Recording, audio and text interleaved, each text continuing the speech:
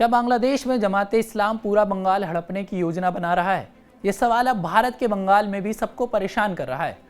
कोलकाता के दैनिक वर्तमान ने जमायत द्वारा जारी एक नक्शा छापा है जिसमें भारत के बंगाल, झारखंड, उत्तरी बिहार, पूर्वोत्तर राज्यों और नेपाल व म्यांमार के कुछ हिस्सों को वृहत्तर बांग्लादेश का हिस्सा बताया गया है। इसका नाम इस्लामिक बांग्लास्तान रखा गया है। सोशल मीडिया में ये मैप तो खूब वायरल हो रहा है।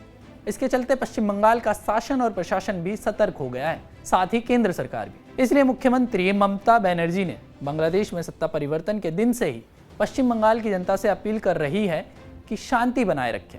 स्वतंत्र राष्ट्र बांग्लादेश और भारत के पश्चिम बंगाल में बंटवारा भले धर्म के आधार पर हुआ हो, पर दोनों बंगाल की संस्कृति समान है। दोनों के रीति रिवाज और बोली बानी भी एक जैसी है। यह आश्चर्य की बात है कि मुस्लिम बहुल बांग्लादेश के क्षेत्रीय त्यौहार समान हैं। मसलन वहाँ भी पोइला बैशाख 14 अप्रैल ही बांग्ला कैलेंडर का नववर्ष है। दुर्गा पूजा के पूजा पंडाल ढाका में भी लगते हैं और मुस्लिम भी इन पंडालों में आते हैं, लेकिन कट्टर मुस्लिम तत्व इस माहौल को सदैव खराब करते रहते हैं। बांग्लादेश में अवामी लीग शेख मुजीबुर रहमान के समय से ही भारत के साथ मिलकर चलने वाली पार्टी है, इसलिए वह हिंदू हितैषी है।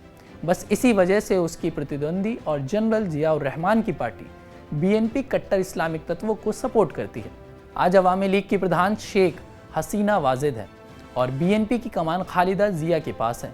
पाकिस्तान में हर राजनीतिक दल की पॉलिटिक्स भारत विरोध पर आधारित है, इसलिए वहाँ कट्टरपंथी बटे हुए हैं, जबकि बांग्लादेश में वह सब बीएनपी को ताकत देते हैं। जून के महीने से बांग्लादेश के छात्रों द्वारा प्रधानमंत्री शेख हसीना वाजिद सरकार के विरुद्ध शुरू किया गया आंदोलन अब उनके हाथ से निकलकर पाकिस्तान परस्त कट्टरपंथियों और जमात इस्लाम ऑफ बांग्लादेश के हाथों में आ गया है।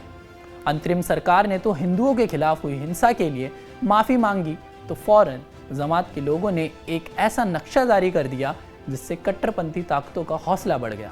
हालांकि ये नक्शा उनका ख्याली पुलाव है, लेकिन इससे भारत के बंगाल, बिहार, झारखंड और उत्तर पूर्वी राज्यों में स्थिति संवेदनशील हो गई है।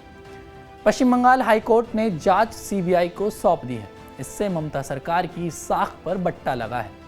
मुख्यमंत्री ममता बनर्जी को लगता है कि सीबीआई के जरिए केंद्र सरकार उनको फंसाने का पराउपक्रम करेगी।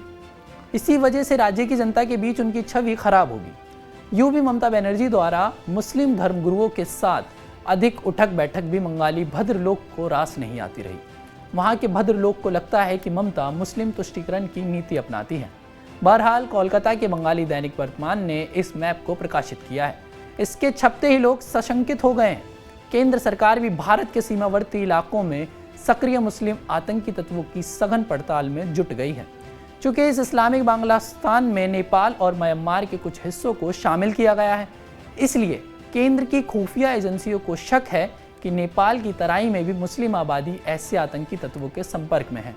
पश्चिम बंगाल की कुल आबादी का लगभग 1/3 हिस्सा मुस्लिम है और उनका दबाव बांग्लादेश की अंतरिम सरकार पर भी पड़ता है और हिंदुओं के साथ हिंसा यहाँ के मुसलमानों के लिए हितकर नहीं होगी। जाहिर है ऐसी स्थिति में जमात भी कोई साजिश रच रही होगी। जिस तरीके से बांग्लादेश में स्थिति पैदा हुई है और पाकिस्तान की तरफ से जो चीज़ें जारी हो रही है, इस पर आपका क्या कहना है और इस रिपोर्ट के बारे में आपका क्या सोचना है, हमें कमेंट करके ज़रूर बताएं।